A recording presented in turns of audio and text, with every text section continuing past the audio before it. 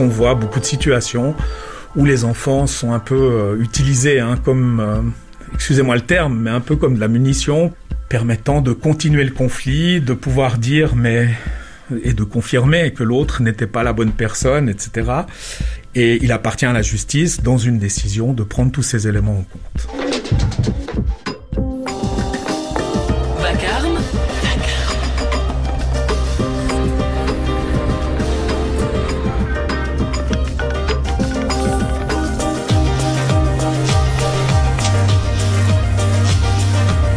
Guerre des ex, quand l'enfant devient une arme. Laurence Di Félix, Raphaël Boucher.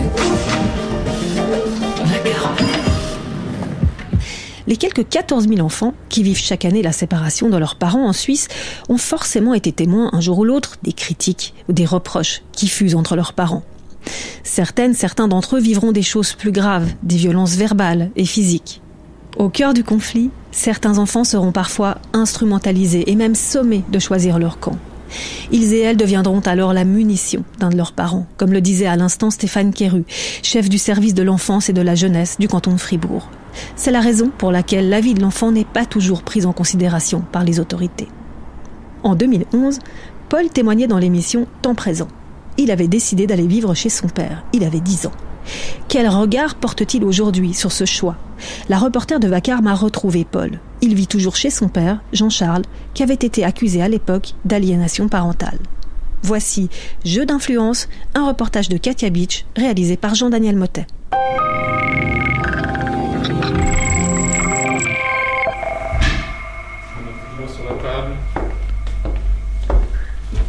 Je vais sortir le lapin. Mettre un peu d'huile, je vais confire les tomates. Ah, mais zut, j'avais les avocats. On a oublié de faire les avocats en salade hier. Mais bon. On les fera demain, je ne vais pas faire de la salade s'il y a déjà de la ratatouille. Jean-Charles, je vais vous laisser faire la cuisine tranquillement, et puis je vais aller discuter avec votre fils, avec Paul. C'est OK pour vous ? D'accord, alors je vous laisse. Allez-y. Allez vous balader, vous pouvez visiter la maison. Il n'y a pas de frayeur à avoir, c'est rangé. Salle de musique. On peut aller dans votre chambre ? Ouais. Je vous mettre là, Ouais, merci. Paul, j'aimerais bien que vous me racontiez un petit peu comment vous avez vécu la séparation de vos parents. À l'époque, vous aviez 12 ans. Alors au tout début, ça commençait quand j'avais 10 ans. C'est ma mère qui nous l'a annoncé quand mon père il était pas là, il était en voyage de travail à Boston. Déjà là, ça fait un peu une petite tension qu'elle nous le dise quand il est pas là, quoi. Nous, l'idéal, c'était la garde alternée, quoi. C'est qu'on puisse voir les deux. Et puis ça a été ça jusqu'à ce que mon père se fasse un peu virer de la maison. Où là, qu'on a vu que c'était pas vraiment possible, que elle voulait vraiment pas. Là, on s'est dit on va aller chez lui parce que si elle veut pas négocier quelque chose, c'est compliqué, quoi. C'est plutôt elle qui crée les tensions, quoi. Alors, à l'époque, en 2011, vous aviez 12 ans et vous aviez donc témoigné dans une émission pour Temps présent consacrée au divorce. Ça vous va qu'on écoute un extrait ? Les juges, ils ont viré mon père de la maison. Puis nous, on n'avait pas envie de rester là avec ma mère. Parce que virer le papa de la maison, ça le fait pas, quoi. C'est pas très sympa. À un moment, je me suis dit c'est pas possible. Et puis j'avais envie d'aller avec mon père, quoi. Elle voulait pas la garde alternée, alors voilà. Je trouve qu'elle pense pas tellement à aussi nous, quoi. Elle a pensé un peu beaucoup à elle sur ces trucs-là, quoi. Pourquoi tu préfères aller avec ton père ? Parce que ma mère, elle nous avait fait plein de je sais pas comment dire, d'embrouilles, je sais pas. Quand on écoute votre témoignage, on a l'impression qu'il y a une grande compassion. Est-ce que ça a joué dans votre décision finalement d'aller vivre avec lui par compassion finalement ? On était quand même affectés parce que il était quand même très triste, tout le temps stressé, tout comme ça. Il était aussi très blessé parce que parce que ce que notre mère faisait, lui voulait vraiment une garde alternée. C'est surtout ça qui nous a fait qu'on a choisi d'aller avec lui. Dans votre témoignage, vous dites également que votre maman, elle vous a fait des embrouilles. Est-ce que quand on a 10 ans, effectivement, est-ce que la maman fait des embrouilles? Est-ce que finalement, c'était pas des embrouilles avec votre papa, dont vous avez été un peu imprégné, disons? Ouais, ça le touche lui d'abord, mais ça nous touchait aussi nous indirectement. Donc comme ça, mais quand je parlais d'embrouille, c'est forcément ça, c'est que des fois, quand on allait chez elle nous prenait à partie, il y avait vraiment une pression, surtout on allait chez notre grand-père ou comme ça, il nous regardait mal, il nous disait, ouais, ils sont téléguidés, comme il disait. Et est-ce que vous étiez téléguidé? Non. Non. Mon père nous a toujours laissé le choix, il nous forçait souvent, lui, à ce qu'on aille la voir au début, parce que nous, on était vraiment fâchés contre elle. Mais voilà, après, ça, quand il y a des tensions, ça devient quand même assez dur d'aller la voir. Ah oui. Puis quand on a 10 ans, c'est vraiment, ouais, on n'est pas bien. Il y a tous ces adultes qui vous regardent, puis nous, on était les deux avec mon frère, on était tout seuls. Ouais. Comme on dit que les enfants, justement, ne doivent pas être impliqués, que c'est pas de leur faute et tout. Bah, là, c'était un peu l'inverse, quoi. On nous mettait vraiment la pression sur nous, genre, vous faites du mal à votre maman. Il y a quelque chose qui jouait pas, il y a souvent une ambiance vraiment malsaine, des fois, quand on allait là-bas. Donc, à l'époque, vous aviez même décidé d'écrire vous-même, à l'âge de 12 ans, une lettre au juge. Et je vous propose qu'on écoute d'ailleurs cet extrait-là. Cher juge, je trouve que vous n'êtes pas juste, parce que vous laissez la maison à ma maman. Je vous informe que ma maman ne veut pas payer mes affaires de golf. Nous, on veut vivre avec notre père.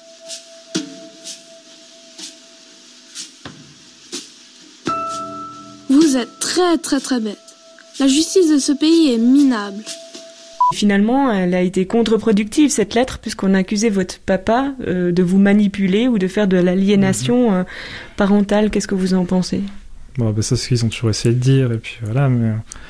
Voilà, moi j'avais écrit cette lettre parce que voilà, on avait vraiment marre avec mon frère, on s'était fait virer, on vivait dans la maison de ma tante. Puis voilà, on avait marre, on voulait juste que ça revienne normal, qu'on puisse avoir notre maison, qu'on puisse retrouver une vie d'avant. Puis moi, ça nous avait complètement énervé, et puis c'est pour ça que j'ai écrit cette lettre, quoi, que j'espérais que ça change au final. Est-ce que vous diriez qu'à 10 ans, un enfant, il doit pouvoir choisir, ou il doit pouvoir en tout cas donner son avis dans le cadre d'une séparation? Dans un cas comme le nôtre, un cas où il n'y a pas de souci, oui, je trouve que oui. En tout cas, qu'il devrait être plus entendu que ce qu'on a été nous, parce que j'ai l'impression que nous, on parlait beaucoup de gens, et au final, ça arrivait dans les oreilles de personne, quoi.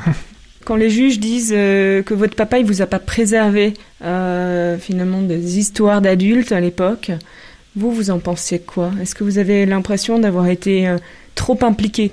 Je pense qu'on a été impliqué plus que peut-être dans un divorce qui serait mieux passé, mais je pense qu'il y a des trucs quand même qu'on devait savoir, qu'on ne devrait pas forcément tout nous cacher, parce qu'au bout d'un moment, c'est aussi à nous de faire on a aussi notre avis à donner, à savoir chez qui on veut aller, parce que... Mais par exemple, oui, les pensions qu'elle recevait pour nous, alors qu'on habitait chez lui, ça, voilà, ce genre de choses-là, on était au courant. Mais ouais, c'est clair que ça nous a influencé, parce que on a dû arrêter pas mal nos sports et nos trucs comme ça, parce que justement, ça, on recevait plus. Est-ce que finalement, dans votre tête, quand vous aviez 10 ans, est-ce qu'il y avait un peu un méchant et un gentil dans l'histoire de vos parents? C'est un peu l'idée qu'on en a. Est-ce que c'est un petit peu ça le schéma que vous aviez dans votre tête à 10 ans? Alors, je pense qu'il y a des moments où ça a dû arriver, où on devait être... Le truc du méchant et gentil, peut-être sur le moment, oui, mais au final, non, parce qu'au final, j'aurais quand même aimé... Ouais, voilà, j'aurais aimé quand même avoir 2 parents, quoi. Ouais. Alors, à un moment, j'y ai cru, mais ouais, ces derniers temps, ça s'est de nouveau un peu dégradé, ou comme ça. On a reçu une lettre avec des frais de justice assez importants. J'ai l'impression que ça repart de nouveau, quoi, que ça s'arrête jamais, quoi. Mais est-ce que finalement, les frais de justice, c'est pas quelque chose qui concerne votre papa, puis dont vous devriez vous être préservé, même si aujourd'hui vous avez 22 ans? C'est clair que ça concerne plutôt notre papa, mais nous on vit avec lui, maintenant on a 22 ans, on s'intéresse aussi plus aux finances de la maison, voilà, on est aussi inquiet comment notre père va vivre après, on a aussi des études, c'est pas forcément donné non plus. Alors tout ça, ça impacte un peu toute notre vie aux 3, quoi.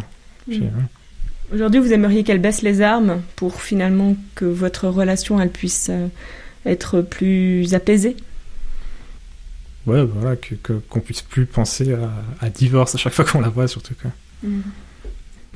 Je vous propose qu'on redescende voir votre papa et votre frère.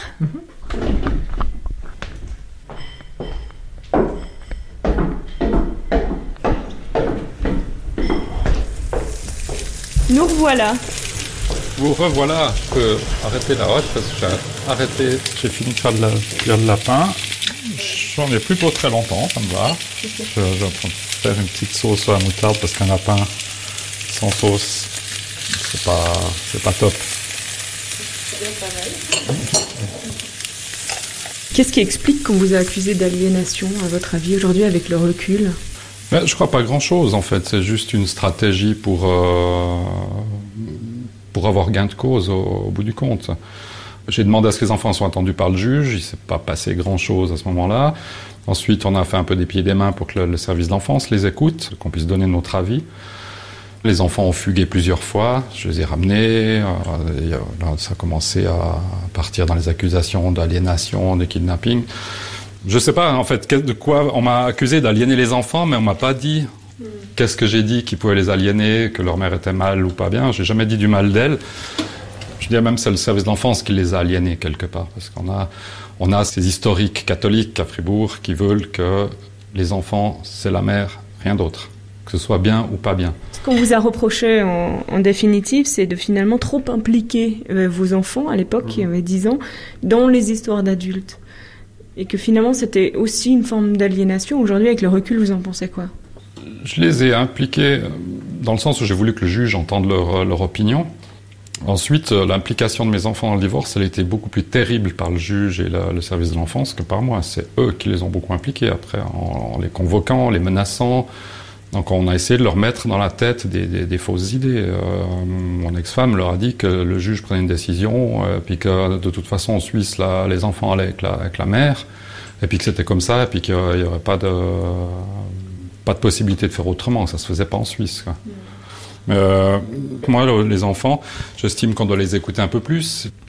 Moi, j'ai pas dit aux enfants c'est pour votre bien et autres, parce que c'est pas vrai. J'aurais juste dit, voilà, on se sépare, le juge il va prendre des décisions, on peut les contester, vous avez un mot à dire. Et voilà, après c'était la grande bagarre pour la garde des enfants. Donc ça, je sais pas qui c'est qui aliénait les enfants à ce moment-là. Et puis voilà, leur grand-père c'était encore pire. On disait des trucs sur moi qui me rapportaient le soir. Et ça, pour moi, c'est de l'aliénation aussi. Et puis, même leurs copains leur disaient, c'est pas bien, si tu fais à ta maman, tu devras pas, tu dois retourner chez elle, et des choses comme ça. Nous, ici, dans le quartier, il y a encore la moitié des gens qui me parlent pas. Hein.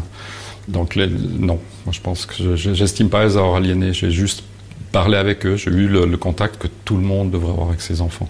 Quand votre ex-femme, elle demande à ce que vos enfants soient mis dans un foyer, que le juge leur donne la mise en foyer, vous voulez dire quoi aux enfants ? Rien jusqu'à ce qu'ils viennent les chercher. Et après, ils vous demandent encore à vous de les amener, parce que c'est eux qui font la demande, mais c'est vous qui devez les amener.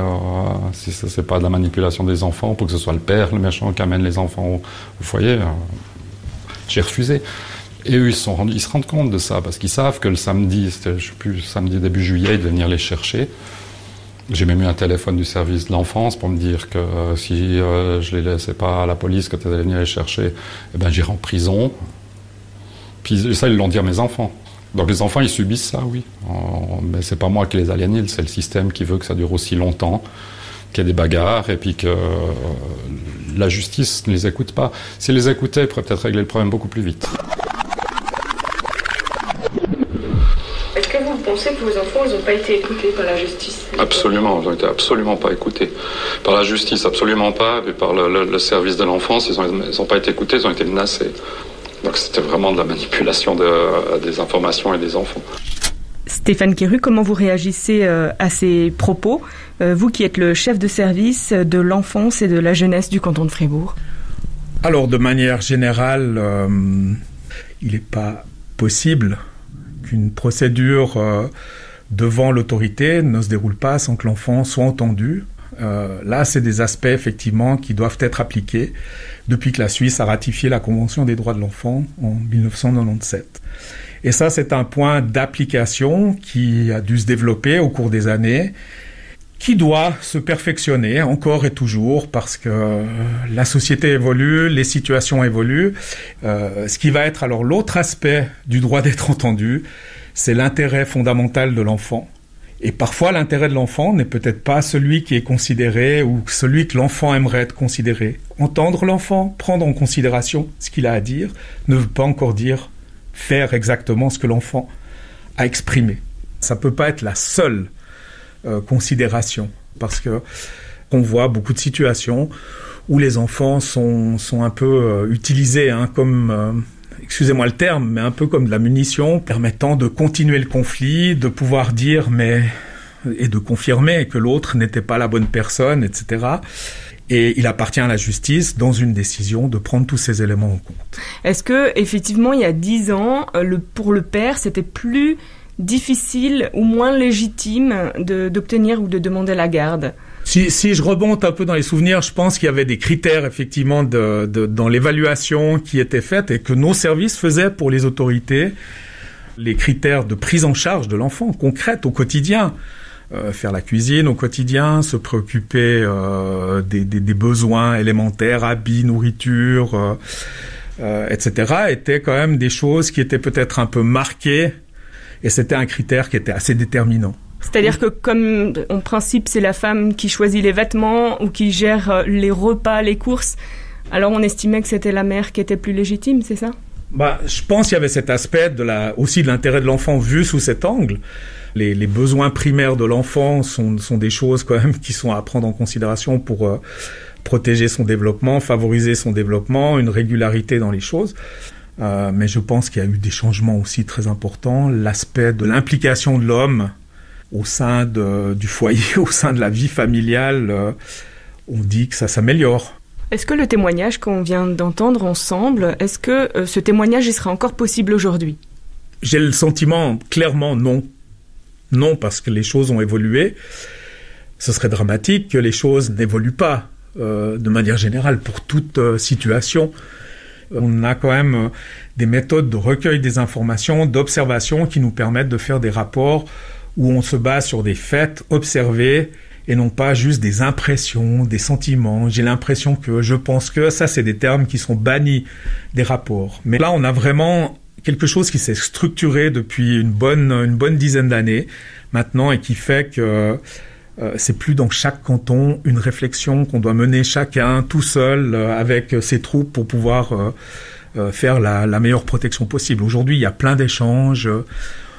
Déjà, le terme d'aliénation, en principe, on ne doit pas l'utiliser dans nos domaines. C'est une construction dans un domaine médical particulier. C'est pas au système de protection de l'enfant de rentrer dans des diagnostics ou des tentatives d'explication qui ont plutôt un rapport avec la psyché, avec oui, et puis aussi l'aspect des émotions. Un intervenant en protection de l'enfant n'est pas un psy.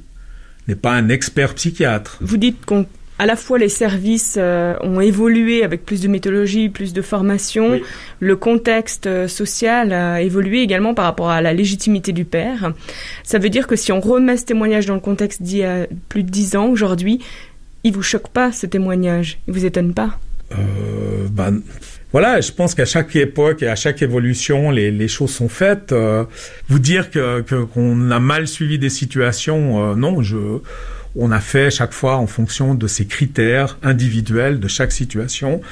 C'est violent peut-être en regardant de l'extérieur, dans la manière dont on amène des témoignages, mais sur le fond, les décisions se basent sur des aspects de droit, il y a des possibilités de recours à différents endroits. Après, voilà, c'est des ressentis qui appartiennent aux personnes. Il y aura un grand pour la ratatouille, mais deux même pour la ratatouille peut-être, les deux carrés, et puis mets-les là-bas. Parce que je vais peut-être faire une sauce à la moutarde en grains. Est-ce que vous en voulez à la justice? Ah oui, oui. Pour moi, c'était de la non-justice, il n'y avait aucune justice.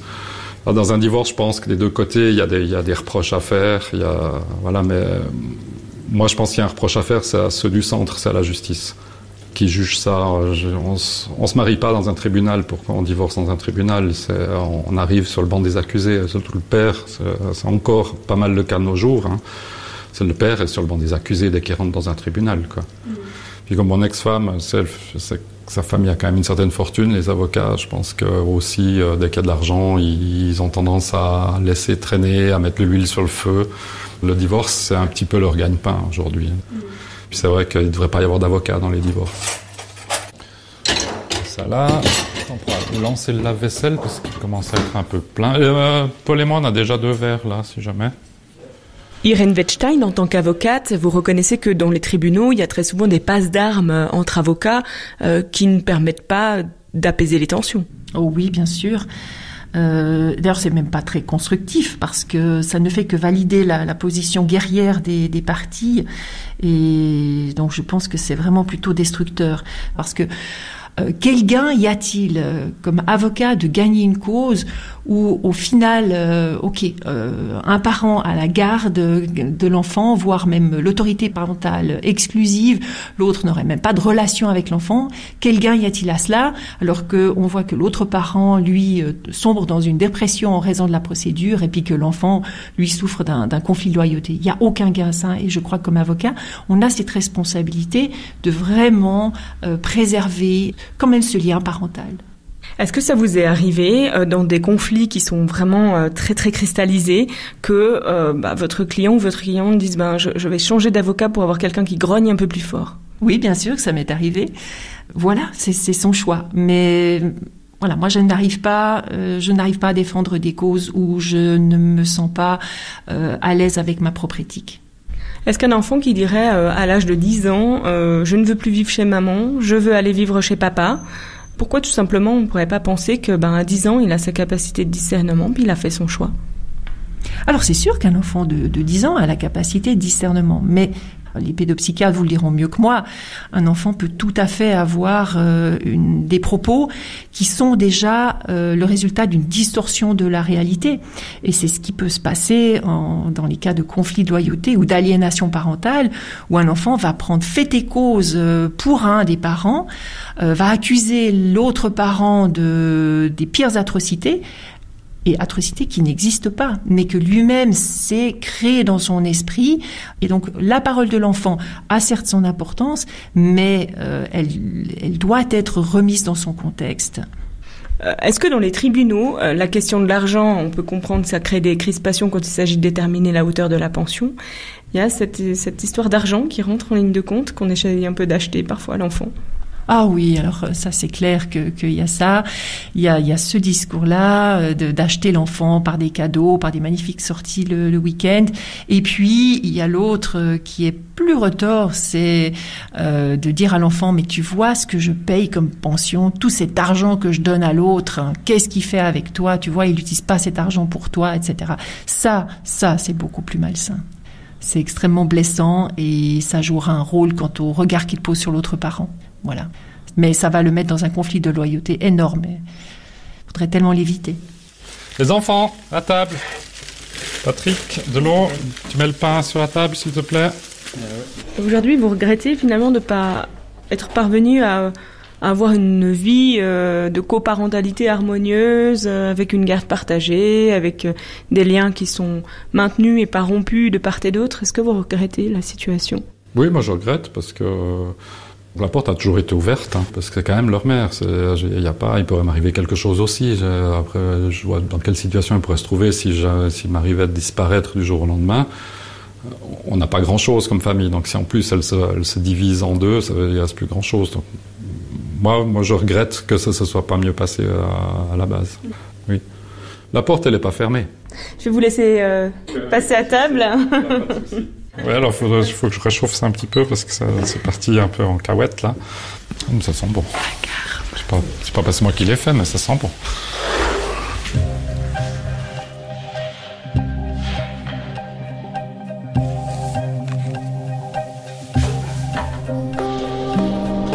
« 058 236 236 0 pour réagir à ce reportage de Katia Beach. Comment communiquer avec ses enfants sur la séparation sans les instrumentaliser pour autant? Et les autorités devraient-elles mieux prendre en compte la vie des enfants? 058 236 236 0. Nous diffuserons vos messages dimanche matin dès 9h dans les Échos de Vacarme. Vacarme, Laurence Di Félix, Raphaël Bouchet, Katia Beach, Stéphanie Coudray, Diane Dufaux, et Jean-Daniel Mottet. Demain, nous entendrons le témoignage d'une mère séparée de son fils à la suite d'une décision de justice. Tout ce qui était positif avant est devenu négatif. Même son sport favori qu'il faisait depuis 3 ans, même ça, mais moi je déteste le hockey, tout a été détruit. C'est arrivé à ce stade-là où j'ai l'impression qu'il a carrément eu un nettoyage de cerveau pour remettre un autre cerveau à la place. C'est plus le même enfant. L'ultime attaque, un reportage de Katia Beach à découvrir demain dans Vacarme.